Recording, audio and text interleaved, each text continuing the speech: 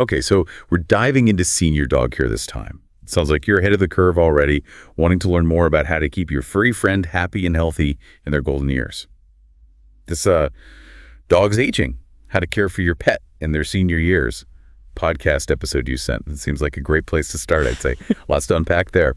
So, expert speaker, what are your first impressions of how they approach this topic? You know, it's really interesting how much the advice for senior dogs is like what we need as we age too. Like it's all about adapting and making those golden years comfy. I think this podcast really hits those key areas where we as pet parents can make a big difference. You know what I mean? Totally. It's like they're aging right alongside us and everything. One of the first things they talked about was actually how important it is to adjust our senior dogs' diets. I was kind of surprised by how much emphasis they put on like actually switching things up. Why is that such a big deal? Yeah. Well, just like people, a dog's metabolism slows down as they get older, and their digestion isn't what it used to be either. Remember how the episode mentioned that? Getting more common? That's exactly why those specially formulated senior dog foods are so important. Okay. So it's more than just like cutting back on their portions or whatever as they get less active. Exactly. Think of it like switching from regular gas to that premium stuff, but for your dog. You need those specific ingredients to really support their aging organs and joints and everything. They mentioned glucosamine. I think that was one. It can do wonders for their joints, especially since arthritis is so common in older pups. And all those antioxidants they put in the food, those can really help their liver and kidneys, which we know can start to wear down over time. Wow. It's amazing how much thought goes into these like special formulas for senior dogs that really makes you realize how many different things change as dogs get older. Absolutely. It really becomes about quality over quantity as their needs change. And speaking of things that change as dogs get older, the podcast also spent a lot of time on exercise, how we need to change our approach to exercise with our senior dogs. You know, I've been wondering about that. So is it just about less exercise overall, or are there other things to keep in mind?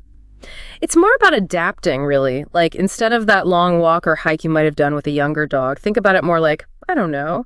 Imagine if you took your dog on little mini adventures throughout the day instead. Okay, I like where you're going with this. Right. So several short walks throughout the day with breaks in between. That can be way more beneficial than one long walk. It keeps them active without putting too much stress on their joints and, everybody loves a good adventure. Right. That honestly sounds way more fun. And speaking of making life easier for our senior dogs, they also mentioned making some changes around the house to create a more senior-friendly environment. What were some of the key takeaways there? I'm curious. Oh, it's so important. Think about the things we do to our own homes as we get older.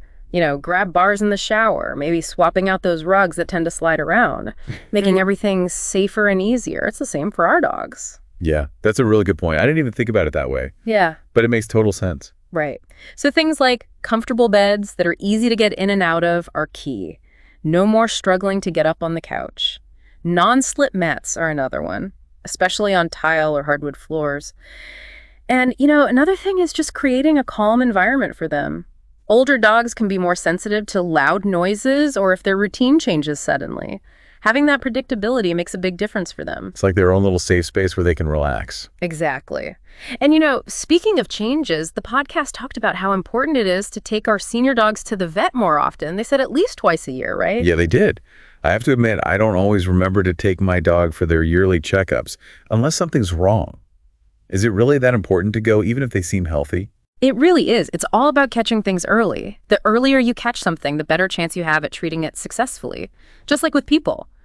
Kidney problems, heart disease, even cancer. Early detection is key. So it's like we should be focusing more on prevention instead of just waiting until something comes up. Exactly. Proactive instead of reactive. And while we're talking about changes as dogs age, the podcast also mentioned some of the behavioral changes that can happen in senior dogs. And it really made me think about how their mental state, like their brains, change as they get older, too.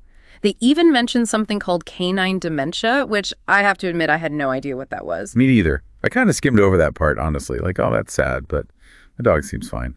But now I'm realizing it's something we should probably all know more about. Yeah, it's actually more common than people realize. And, this knowledge is power. It's basically like Alzheimer's disease, but in dogs. It affects their memory and how well their brains work, and it can be really tough to see them go through that. Wow, that really puts it into perspective. What are some signs that our dogs might be starting to experience this cognitive decline? Like, what should we be watching out for? This is also interesting. What are some signs that our dogs might be starting to experience this cognitive decline? Like, what should we be watching out for? Well, one of the big ones they talked about was disorientation. Like your dog might start getting confused or lost in places they know really well, almost like they've forgotten their way around their own home. Oh, that would be so hard to see. Yeah. I could see how that would be one of the first things you'd notice. Right. You might also notice their sleep schedule changing. Maybe they're sleeping more during the day and then restless at night. And accidents in the house, even if they haven't had an accident in years, can be a sign that something's up. You know, I would probably just think that was them getting older and maybe not being as aware of things. I had no idea. It could be because of cognitive decline. It's easy to misunderstand what those changes mean, but it's important to pay attention. Oh, and another thing to watch for is changes in their appetite. Like if they suddenly start eating less or even more than usual, or if they're suddenly drinking a lot more water, that could be a sign of other health problems that can come with age. Wow. There's so many things we might not even think twice about. It sounds like those regular vet checkups we talked about are even more important than I realized. For sure. Because even if it's something as simple as changing their medication or adjusting their diet, it can make a huge difference in how comfortable they are. That is reassuring. So if we do notice some of these changes, what are some things we can do to make life a little bit easier for our senior dogs? Well, the podcast talked a lot about routine, and for a good reason. Like, think about it. When you have a routine, when you know what to expect, it makes you feel calmer and more secure. It's the same for our dogs. Especially if everything else seems like it's changing around them. Exactly. Sticking to a consistent schedule for feeding, walks, even playtime, it can be really comforting for them, especially if they're dealing with cognitive decline. That predictability can really help them feel safe. So even as their bodies and minds change, that sense of stability is something we can give them. Absolutely. And the little things matter too. Just being there for them, letting them know they're loved and cared for, spending quality time cuddling, talking to them, even just brushing their fur. These things make a difference. Oh, that's nice. Because at the end of the day, it's all about that unconditional love and companionship. It really is. And one thing the podcast didn't really touch on, but I think it's worth mentioning, is keeping their minds active. Even though they might not be as physically active, it's still really important to keep their minds stimulated. That's a great point. What are some ways people can do that? Puzzle toys are great for that. It's fun for them, but it also helps them use those problem-solving skills, which is so important for keeping their minds sharp. Yeah. And I bet they love figuring out how to get those treats. What else? Even just doing some light training with them can be really beneficial. It doesn't have to be anything complicated at this age. It's more about those positive interactions and making them feel successful. So it's like we're entering this whole new stage of being a pet parent, just as amazing as the puppy and adult stages, but in a whole different way. I love that. It's about appreciating this stage of their lives and really cherishing every moment, even though they might slow down a bit. That love and joy they bring into our lives never fades. I love that. Well, this has been such a great conversation. It's clear that caring for senior dogs is all about understanding their changing needs, adapting our care, and appreciating those golden years just as much as any other.